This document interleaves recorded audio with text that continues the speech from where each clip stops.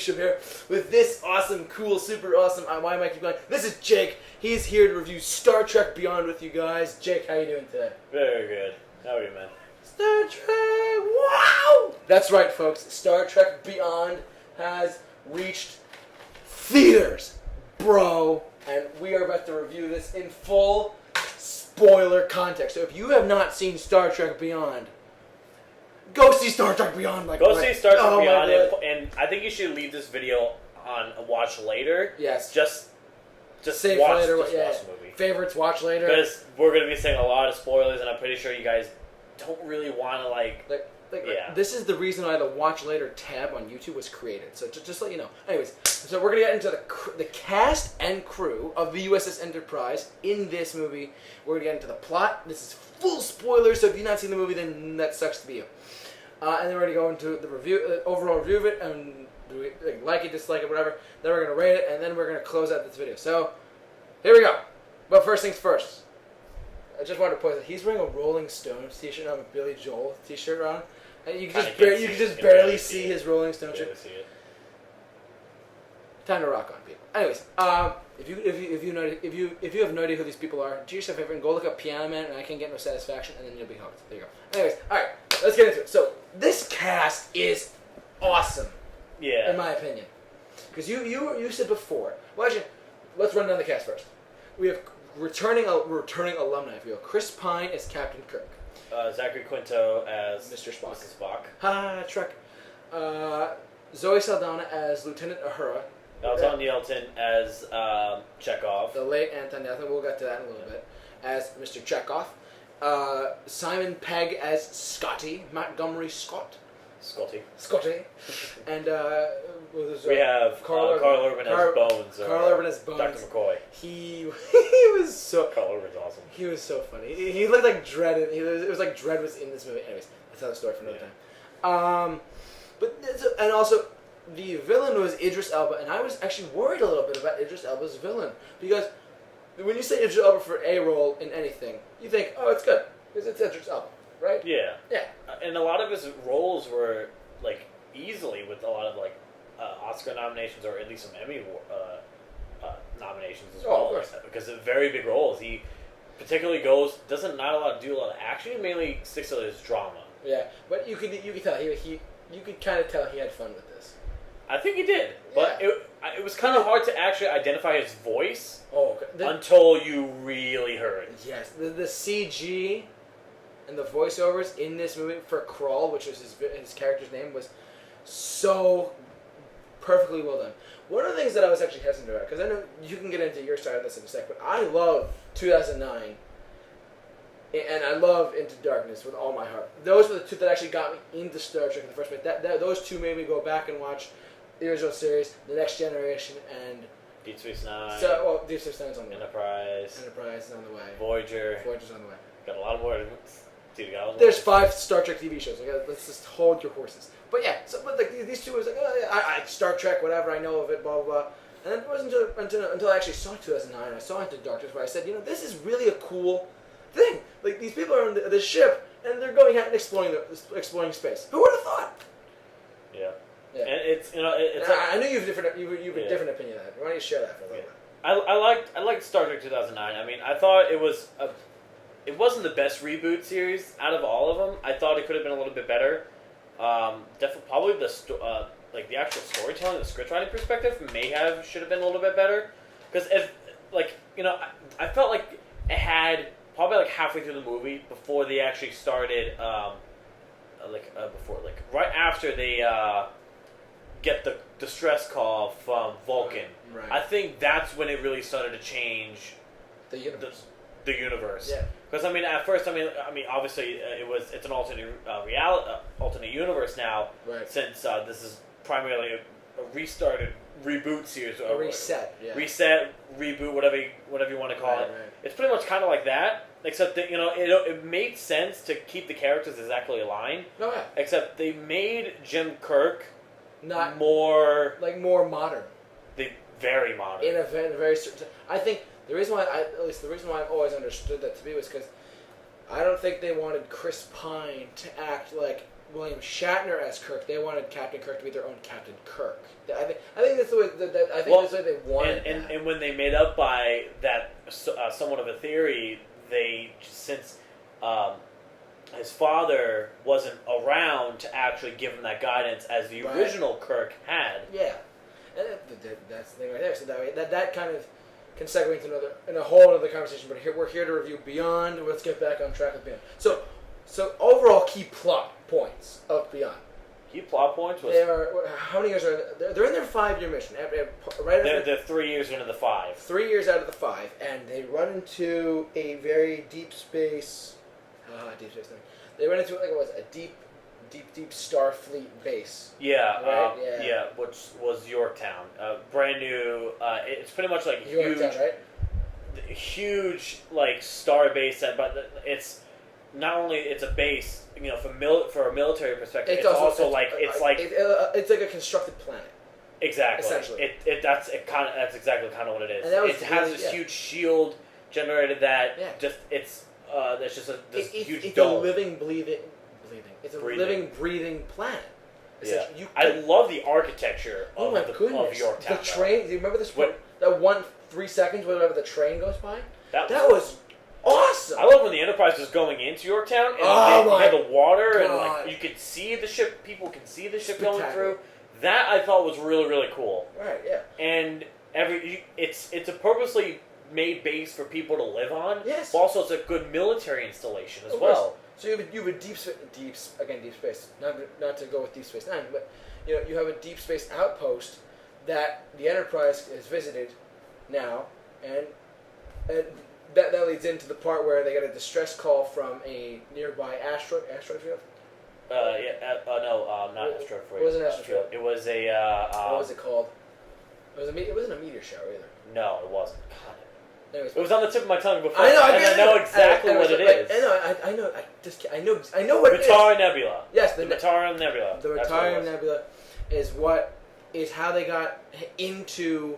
Well, they went through that to find this planet where. And since the Enterprise was the only ship capable of flying into it because of the technology, the Enterprise was advanced more than any of the other ships. Of course. So obviously they were sent to go and distress signal. They were someone's ship was attacked. Oh yeah. And they went to go find out where they are because the ship crashed landed on a planet. planet. Oh my god, that was and that battle. That battle, I had a. I don't know. It was just weird. It was like, I gotta kind of do a reference a little bit for another movie. It's like the way the swarm, all the other corresponding drone ships, was just they were some of them they were completely unmanned. Yeah. And I thought they were actually unmanned. Yeah. They would follow the leader Crawl. They were just drones. Just drones with troopers inside, battle troopers ready to attack. Right. Yeah. Which, the way they split in just completely two different areas, just literally cut the throat off the Enterprise. Yes, cut it off. There's a scene in this movie where they cut these engines off. The NASA cells completely off. They cut them off. They cut those off. They destroy the shield, the front shields, pretty much cutting off. So much power. And the entire they use their auxiliary engines to try to get away, and they cut the Enterprise's throat near the saucer section. Right, yeah. They cut the huge centerpiece between. I forget the lower portion. I will say though, between the saucer section. I was going to say the action in this movie is. It is pretty good. It is really. I mean, coming from an action director, Justin Lin. I'm gonna touch on this at the end, but Justin Lin, being a Fast and Furious movie director who revitalized that franchise. Because look, for 1, 2, and 3. So I've never seen the Fast and Furious franchise, mind you. Yeah, but I knew when Justin Lin, from what they were been seeing from the first trailer, they were assuming, and I thought this one too. It was going to be a Guardians of the Galaxy with Star Trek characters in it. I thought that too. And with the sabotage trailer, yeah. Yeah, and then I started seeing it. The second trailer redeemed it. not that much. Oh, the damage had already been done. You had to go see the movie to see for yourself. Yeah, it's one of those. But to me, it felt like Star Trek. Oh yeah, definitely. I liked the first series, the first reboot, but it wasn't that good as I wanted. But I definitely do really like it. Yeah. Into Darkness, not gonna like it as much because I thought the plot holes was driving me crazy, and the script didn't make sense. This time I think they, especially Simon Pegg, who is a true hardcore Star Trek fan. Simon Pegg could be we said this before. Simon Pegg could be Gene Roddenberry's grandson. Yeah, completely. He loves this franchise. He loves Star Trek, and he loves Star Wars. He did such an incredible job on creating a script and just a story, to keep this reboot series alive as best they could. And it looks like, since they now confirmed, should we tell them? Unless you already did a video on this. What? Confirm what? Star Trek 4. Oh yeah. So it set up Star Trek 4. It pretty much because instead of just trying to, I know Into Darkness was trying to revive an episode, a very famous episode from the original series, The Wrath, and the movies as well. They tried, but they left so many plot holes and it was a mess. It was a complete mess. They didn't make any sense of it. But I think Beyond, especially, made a little bit more sense. I think whatever problems people had with Beyond, I didn't have any problems with Into Darkness. I had problems with the Kirk coming back type of thing, but overall I thought it was a very good sequel. I didn't like how they made Khan a super, normally they made, the original Khan was just, he had very intelligence and the strains was up, right. But he was still mortal like everyone else. It wasn't that. Oh yeah, Khan. Yeah. That there was something in his blood. I thought that was really stupid. Okay. But none of that. But that's Into Darkness. But it's Beyond. I couldn't. It was really hard to really find any issues at all. Yeah. The only thing I can really find was towards the end of the movie. Was the. What was it? The oxygen chamber scene or whatever? No, not the the oxygen chamber wasn't that bad. Oh yeah. It was the sabotage. Okay. That was overkill. That was overkill. I will say, sorry, this that was overkill. sabotage. Okay, before we're talking about this, they used. Let me say. They what they did was they were trying to disrupt all the swarm's communications by using some sort of signal, but they needed to amplify it. Yeah. The only kind of thing they had was on the ship they were using the USS Franklin, which I absolutely love. They brought the USS Franklin. So awesome. The first original. That's from Enterprise. I know. From the series Enterprise to bring the USS Franklin in this. That is very interesting. That I knew that you could theoretically tie it back to the. That's how I knew just from seeing the Franklin.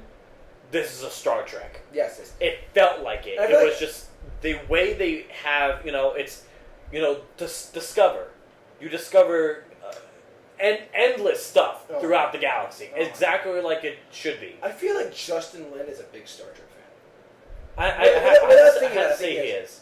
I think he definitely did his good points on the action and fighting sequences, because especially they made sense. Personally, during the anti-gravity field section scene, that had to be seen, because otherwise, just too much CGI and just someone being overpowered. No, that just doesn't make sense. Yeah. They had to throw the balances off for both characters, which they did. Yes. Even though that Crawl was, a very, fought like a soldier, as this character explained, as it. Yeah. But they had to throw it off, and they made it's like, he can get on, right? But he didn't have a good time getting on, getting up to climb up the tower. Of course. And then he knew, it's just the choreography for it was very, very well done. Yeah. They had to make it they had to even the odds out. Right, especially for the scene. Yeah. Which he's very good at, Justin Lin, for doing. That's definitely always fighting scenes of Fast and Furious. Right. It's always been good. Now, we're going to wrap it up in a few minutes. I just want to let you know, should I say the scene with Spock and Ambassador Spock and the picture? Not only that. No, just really tell them what it is. Oh, yeah. Like that picture. Okay, look, so... Yeah. Here's the thing. they killed off Ambassador Spock, but in a very respective way because he passed away. Because Leonard Nimoy passed last year, and what they did was they took. This is what I love. I think they took a photo from whatever Star Trek movie it was. I think it was The Wrath of Khan. Right? The Wrath of Khan. They took the original William Shatner, the original picture of the whole crew of the USS Enterprise from The Wrath of Khan. You know, after they were doing all the film shoot, because I have that original photo. They added that in and Spock is holding it. Yeah. Oh my god. The new Spock. Yeah. Was holding it in his hands and opened it up. Look at your green screen. Speaking of my background right now is The Wrath of Khan. Yeah.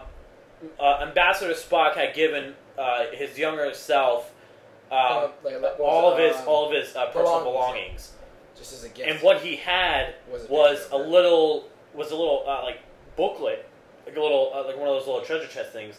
He had it with his with death's thing, the name he died and stuff. He had it on it, and inside had the original picture of William Shatner, Leonard Nimoy, George Takei, like that original crew. That was the photo. Everyone. It was spectacular. I thought that was a very good piece. You want to know something? To complete the movie. Oh my god! You know that's like I actually cried at that point. That I had a tear. I was trying not to. I thought that was the cherry on top from all the trailers that made the movie suck. Yeah, that was a cherry on top to make spectacular. This reboot of the Star Trek series can actually really be Star Trek. Yeah, and I think this can be a very good beginning. I feel like this was the closest one to the Justin Lin did a lot better than J.J. Abrams did. I'm sorry, J.J. Abrams. Lin did a lot better than you. And we'll do another if we happen to do another discussion, but about another of his movies. But yeah, personally, I love all three, but that's me. I like the first one, not the second one as much. I definitely love. You would also think that this is the third film in the franchise. You'd think it would suck. It didn't. No. If anything, it went like this. It went for me. It went 2009 Into Darkness, and then you got to Beyond. Beyond's like just a tad above, and this one really felt like a Star Trek episode. It felt like an episode on their 5-year mission. But the way they handled it, it also made it like an actual Star Trek movie. Yes. Like with The Wrath of Khan. In my opinion, it was a lot better than Star Trek Nemesis. But I mean, we're not going to get into that. Nemesis, yeah. Yeah, okay. Yeah. I'm sorry, yeah. That's like the worst one. Yeah. I'm not a fan. But Tom Hardy. Stop. Young Tom Hardy. Stop talking. Alright, anyway. Oh, shit. I don't really swear on this show. Anyways, but yeah, so that is what like the overall plot. Now we're gonna get into what our last two parts, or what we thought about this movie overall. I think we already covered that though. I think for the plot we kind of covered it up already. We covered that, but I will say I want to hear your score out of 10 for this first. Score out of 10, like 1 through 10, or 0 through 10. I actually have to. I would say I would probably give this probably about a 9 and probably a 9.4. 9.4? 9.4 actually. 9.4. I mean, the only things I wouldn't give it a 10 was, or like a 9.5. Was it the sabotage thing? Is the nitpicky You stuff. gotta be nitpicky, don't you? You have to really be nitpicky to actually not like it. Yeah, and for me, I'm choosing the nitpick as well. Yeah. But like if I wasn't such a big nitpicker and I actually didn't mind having all of everything, I actually would have given it a 10. Okay. It was as like a Star Trek movie / episode. Right. Simon Pegg and Justin Lin really kept to the most important things that make Star Trek Star Trek. Bring more detail into the characters, bring more into the ship, bring more in what to the the whole entire premise of what Star Trek really is. Keep into the famous quotes we all hear every single day. Scotty, beam me up, Scotty. Beam me up, Scotty. Live long and prosper. Suck it, country people. Live long and prosper, and space the final frontier. These are the voyages of the Starship Enterprise. To boldly go. It's a 5-year mission. Where no man has gone before. And Beyond definitely kept that going. Actually, not a 9.5. I would probably give that a 9.7. 9.7. Oh, man. 9.7, actually. Okay. The 0.3 is the nitpick shit. Otherwise, 9.7. Because they made it was Star Trek. Yeah. That I can believe. If they actually, did that, if there was just 2009, then Beyond, then Into Darkness. Right. If they could, I think Into Darkness could. If Beyond came out before Into Darkness, if Beyond exactly like it is now was the second film, I think Into Darkness could have actually learned from it. Yeah, that's true. Which I think that Into Darkness really needed some help there. That's just my opinion. I think Into Darkness needed help. I don't mind. I love this. I love this trilogy. You know that Paramount's gonna put out the box sets now, just the trilogy stuff, and Paramount's been all picky about that. Anyways, it all comes down to this. As you know, I've been waiting for this and reporting on this and doing all this crazy stuff. I even did a Star Trek Into Darkness movie commentary. I'm sorry you weren't there for that. Yeah, it's alright. That's okay. But but. Waiting all this time, actually having cried, that sounds sad, but crying in the theater of Star Trek Beyond, when the picture shows up, the Enterprise is about to take off at the very end, the credits roll, I'm getting teary-eyed right now. Oh my God. And even to remember Anton Yeltsin, which was very, very tragic. That was an accident. That was completely unexpected. God bless him. No words for him. Leonard Nimoy. And to remember Leonard Nimoy. Dedicated to Leonard Nimoy and Anton. Definitely. It was... The moment the credits roll, that's the first thing you see. Yeah, and that was, it's... Justin Lin definitely I know Justin Lin can do this a lot better than... I would not be surprised if he came back. I actually want him to be director for Star Trek 4. I don't want J.J. Abrams. I want a Ryan Johnson. It's like a Star Wars director to do a Star Trek movie. Think about that for a second. Well, not J.J. or Gareth Edwards. Anyways, but look, as I was saying, we've come a long way. I've waited. We've just nerded out for 22 minutes already at this point. I'm gonna give this movie a 9.5 out of 10. On IMDb, you can't give point whatever. So, I'm giving this is just from his show and yeah. But I'm giving this movie a 9.5. It just the emotional moments with Zoe Saldana, the fact that they made Sulu gay was not a problem with me at all. They made his character. Yeah. Even from the original series, he was gay. That's true. But no one ever seemed to bother to notice, and he actually made points throughout the series that he was gay. That's right. And to put that touch to really to explain the characters, who more, not only that Spock. I think the only characters that really changed during the reboot was Spock and Kirk. The other characters, I kind of think they kind of were the same. They felt at home.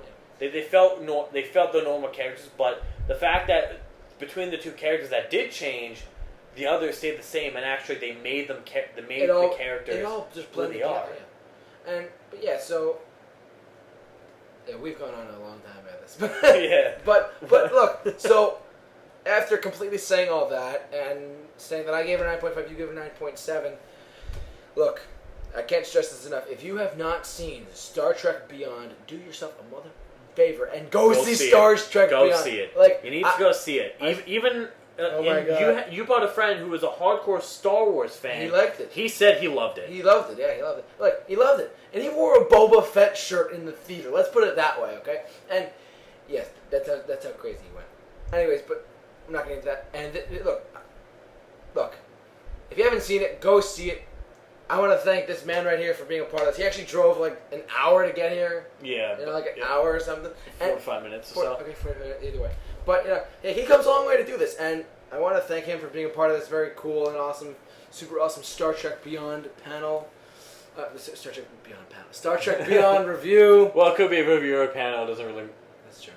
It's what it is. But, yeah. But, hey, look. So, for Jake, myself, and for all of you at home who love Star Trek, unlike some people that we know, please keep it locked. For all your Star Trek updates, keep it locked on the Super Review Show.